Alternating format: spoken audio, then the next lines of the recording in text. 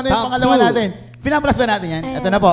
Makikita po natin ang number 2 natin na ayaw ng mga matatanda na ginagawa ng mga kabataan na yang behavior. In terms of, sa pagiging lazy, pagiging available. Wala na akong masasabi dyan. Sige, paliwanag yun ang sarili nyo dyan. Wala din akong sasabihin. Okay, I have to be fair. Ako po ay naging kabataan din dati. And I was lazy. I was too relaxed. I was irresponsible. Ano ba tawag doon? Anong English yun? Cramming. Cramming. Okay, cramping. Cramping ba? New word for today. Yung cramping sayaw na yun, Pastor. Cramping kasi yung cramping. So yung cramping sayaw. Sayaw. Sayaw yan. Paano yan? Paano yung cramping? Nagpapa-sample. Inuto nyo na ako. So yung cramming, natutunan ko sa inyo, yung cramming ay parang manyana habit yun. Parang manyana habit siya. Procrastination. Yung procrastination. So manyana habit na ginawa lang. Act of procrastinating. Yes. So ganon din ako nung araw. And siyempre, nag-mature sa biyaya ng Panginoon. Hindi na ngayon. So sometimes, kapag pinagagalitan namin yung mga kayo, ng mga kabataan. Papunta pa lang kayo, pabalik na ako. With regards to sa inyong mga pag-ugali bilang mga kabataan, yung mga negative ninyo na mga attitude bilang mga kabataan, especially yung laziness, medyo ako dyan na-membreno ako ng konti. Okay? Simply because I have to check myself din no? So, pero nevertheless, ang mali ay mali. Tama ay tama. Yeah. Kailangan nating i-address. Yes. Okay. Ba't ba kasi kayo tamad? Siguro kasi pagbata Diretsahan na po ito. Bakit ba kasi kayo tamad? Dahil pagbata ka, feeling mo you have all the time in the world. Ayun. Ang ganda naman nun. Masyadong careful. Sino ba boyfriend nito? Grabe Ayun. Kasi akala nyo Sino kasi... ba sumagot? Wag ka nagsasalita, Kuya Kevin, wala kang mic. Akala nyo kasi mga kabataan, sabi ni Hannah, is that akala nyo kasi marami pa kayong oras. May ganun. Which is, well, dahil nga kabataan, marami. Pero technically, matanda, wala. Same. We all get 24/7. We all have 60 seconds in a day. per minute, 24 hours a day, 365 days a year. Lahat tayo. Yes. So, bukod doon, kay Jacob, bakit kayo tamad? Sipag kasi ako. Sino bang girlfriend? Patunay. Bakit kayo tamad? Hindi, siguro lang. Parang chill. I will rephrase the question. Ibahin ko. Bakit sa tingin na matatanda, tamad kayo? Ano kaya yung ilan sa mga dahilan ng mga matatanda? Why they say na tamad kayo? Ba't ako? Hindi. Tingin ko lang po. Sa matanda kasi nakita na nila or na-experience na nila, itong panahon na to nasayang ko. What do you mean? Yung parang bang pwede kong gamitin tong time na to prepare myself. So marami na sila mga panghihinayang. Sagot na kami. Si Red. Red. Tama-tama na kami na si Red. Alam mo na, umpisa ng phrase mo. Kasi sa tingin nila, madali lahat. Sa panahon namin ngayon, madali para sa amin lahat ngayon. Kaya, ang lahat. Access. One click away. Information. So, ayun, feeling nila na tamad kami ganun. Kasi nga, madaling makuha namin yung gusto. Agad okay. Available. May access. Ganda ng point na yan. We're in their time, they have to work hard to get the information. Resources. They have to look so many places para lang magawa yung mga bagay. Pero ngayon, just one click away, nagagawa ninyo. No? Ayan, so they think tamad kayo. Din isa pas, yung kung paano sila pinalaki. Back din kasi pag chill yung anak nung, kanwari, yung nanay ko. Paano sila palaki ng lola ko. Yung old way ng pagpapalaki. Pag tambay-tambay sila. Traditional way. Pinapalo, ganyan. Sabi, tamad-tamad mo, magtrabaho Oo, ka. sisipain ka. So parang na-adapt nila yung gano'n na teaching na parang, ay, tamad tong anak ko, lang ginagawa. Paluin ko din. Sisitahin ko. Yes. You heard the stories from your parents, from your family members na mataas. Nung kabataan ko, pag nakaano ko, bubuhusan kami ng tubig, sisipain kami.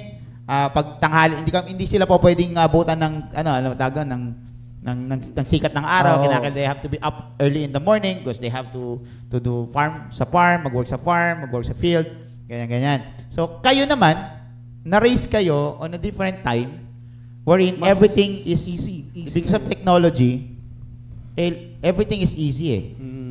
Washing machine, rice cooker, what else? Instant foods, di ba? puro instant Mga ganyan. So, palagay nyo, nakatulong yon kaya anyway, nakasama yon kaya sa tingin nila, tamad kayo kasi lahat, sabi nga, hindi lang sa technology, pero sa lahat, halos sa lahat ng bagay.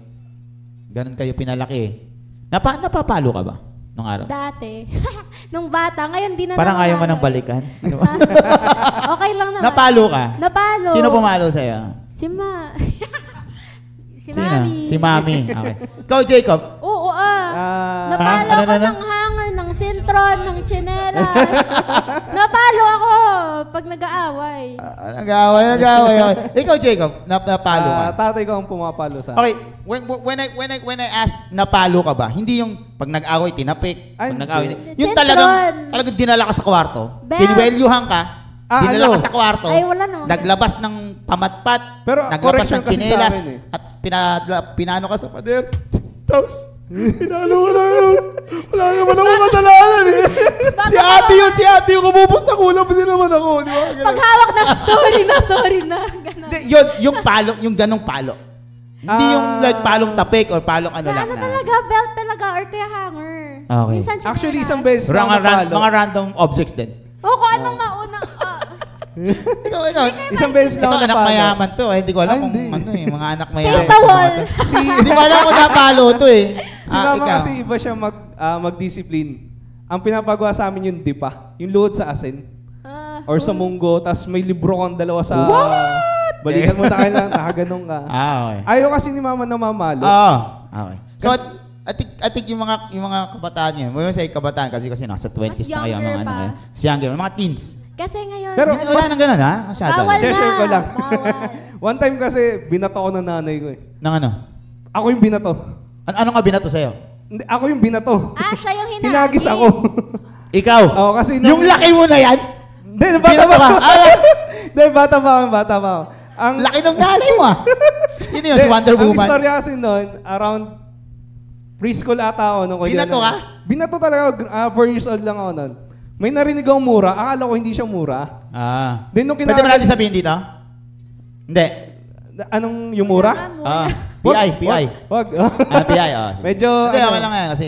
kinakagalitan ako ng nanay ko noon. Tanda-tanda ko yun, nasa harapan kami ng bahay. Tapos, nainis ako, minura ko yung nanay ko. Siyempre yung nanay ko, Minura mo ang nanay mo? Minura ko na, hindi ko alam na mura yun. So, naririnig ko. Buti buhay ka pa. So, ang Buti buhay ka pa. ginawa na nanay ko, binuhat niya ako, binato niya ako. Deserve. Mga kaawit. Deserve. Sorry. Try nyo gawin sa nanay niyo yun. Baka wala na tayo next episode. Mamaya gawin. Try nyo lang. Inagis ka. Ay, hinagis ako. Ever since, hindi na ako nagmura. Okay. I think, yung upbringing natin, malaking bagay yan. Oo. Tamad. Ano? Sino? Uy! Meron gusto dito mo mga hindi ma-try? napapalo. No? Do you want to experience? Shout out. May nag-aaway na po.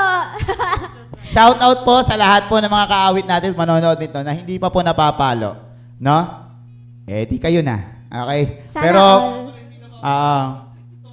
pero I think it's very, it's very... Ay, may comment tayo. May comment yan. Sabi po ng isang commenter natin, yung bunso ko pag inuutusan ko parang ibon. Wait. Wait. Wait.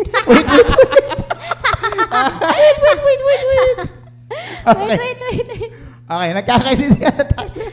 Dapat ata pang episode. Nasaan na ba tayo? Ano na pinag-usapan natin? Alayo na. medyo. Behavior. Tamad kayo. Tamad. Okay, Bakit tamad? Bakit sa palagay natin tamad Okay. ang mga kabataan sa pananaw ng matatanda? So, ano ang solution? Pero tamad kayo. Yes. Ako aminado ako, tamad ako. In what sense? Parang mas gusto ko na lang gawin yung Sa mga kabataan. Chill, Chill, ganun. ano? Oo.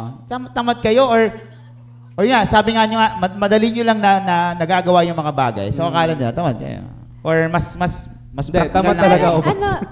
Siguro mapaperceive nga siya as katamaran. Pero usually kasi, parang may own time kami. Kailan namin siya gagawin. Kasi based sa pag-schedule namin ng bagay, kaya ng ganong Yes. flow, ganyan. Oo. So, parang, pwedeng gawin ko muna to kasi pwede pa naman yan Yeah. mamaya. Kaya, Oo. wait. Yung pa, Pero, yung pa isang reklamo sa inyo sa ng mga yung matatanda na kasama nyo sa church is that ang galing-galing nyo raw sa church. Ang sipag-sipag ninyo doon. Pagdating Di sa ba? bahay. Sa Pag uwi nyo ng bahay, hindi na mautusan. oo. Yun ang problema ng matatanda. Buti masipag ako sa bahay. Di ba? Well, bakit kaya gano'n? Hindi ko sinasabing kayo yon. Pero bakit gano'n yung karamihan sa mga kabataan? Na pagdating sa church, napakasipag nila. Pagdating sa bahay, hindi sila gano'n kasipag. Siguro Akala ko may kuliglig na naman. Siguro pag nasa church parang nahihiya na makita silang tamad. Una, nahihiya kay pastor. Oo, nahihiya kay pastor, sa leader nahihiya nila, sa mga ganyan. kasama. So, sipag-sipag. Tapos parang pag sa bahay, may laya silang magreklamo. Oo. Kaya tingin ko pagdating sa bahay tamad. Okay, I think it's same thing din yan kapag nasa school ka. Iba ka sa school, iba ka sa bahay. Oo. So, wag natin sabihin na, wag tayong mag-brush isang stroke na, oy, tamad siya sa church. Masipag siya sa church, tamad siya sa Parang bahay. may Hindi, merits, kung nasa may school din merits. siya, pinag-aaral mo sa school, masipag din siya doon, tamad din siya sa bahay. So, wag niyong i-single out yung church. Minsan kasi Yes, i-single po. niyo yung church di ba? Ganon, di ba? Ikaw ba, Hana? Masipag ka sa bahay. Depende, charot. Kuya Christian, masipag ka sa Pag may bahay. bisita, joke. Masipag ka sa bahay. Ha? Masipag matulog. Okay. Pero masipag kayo sa church. Isa po sa pinagmamalaki. I mean, I'm proud of ang mga kabataan na nandito ngayon. Masipag ko sa church 'to eh. Kung kinakailangan, kung pwede nga lang matulog na sa church 'to eh. Matutulog 'tong mga 'to sa church eh. Doon maglalabas Yeah. ang maglilinis. Palagay ninyo, malaking factor ba na may kasama rin kasi yung mga ibang kabataan sa church? Sa bahay kasi wala. I think, Kaya mas masipag kayo. maganda yung comment ni Ate Margie, sabi niya, ayun. Alam kasi nila may gagawa na matanda for them. I think yun. Parang, Dependency na. minsan kasi, pag nasa church setting ka, makita mo, ay, walang ibang gagawa nito, so ako na yung gagawa. Pero sa bahay, alam mong may gagawa nga for you. So, minsan ikaw, okay, may gagawa naman eh. So, ibigay mo sa kanila. Iyon. Pero, hindi ko sinasabing tama yun. Okay. Pero, kumbaga, nagiging reasoning siya. Diba? Hindi ko sinasabing tama, pero nagiging reasoning. Biglang cambio eh. Biglang cambio eh. Guys, No? come Nag-shift on. agad ng cambio eh. No? Anyway, mga matatanda sa church, mga lola po namin, hindi po sila tamad per se. Okay? They just have other way of doing things sometimes. Nakakala natin na madali kasi pero sa mga kabataan din, itindihan nyo naman, no? Hard work always pays off. Amen. Bakit namin nasabi 'yon? Tingnan mo kami. We work hard, we persevere, we dedicate our time, our effort into something, and it pays off. Yun ang gusto namin makita, ma-relay namin sa inyo. Ano? That's Na right. work hard right now. Tanggalin mo yung katamaran mo. Or else, magiging tamad ka dyan. Kasi maraming Later on. opportunity na mimiss mo. Yes. Simply because of Tamad. your lack of Laziness. effort. No? And yun nga, sa laziness ninyo. Iyon? Hannah. Dagdag ko lang, Pastor. Oh, Parang sa mga youth, alalahanin din natin na when they speak naman, they come from their own wisdom na pag sinabi nila na ganito sana yung gawin mo kasi mas marami kang magagawa, ganyan. Kumbaga, sila kasi naging effective yun sa kanila. So, parang way of telling, advice na nila yun sa atin. Although, naiintindihan ko rin naman na hindi tayo same ng situation eh. Kasi minsan, yung mga kailangan natin gawin nasa gadgets talaga. Like, for example, ang dami kasing sabi natin, yung homework mo, nasa laptop talaga.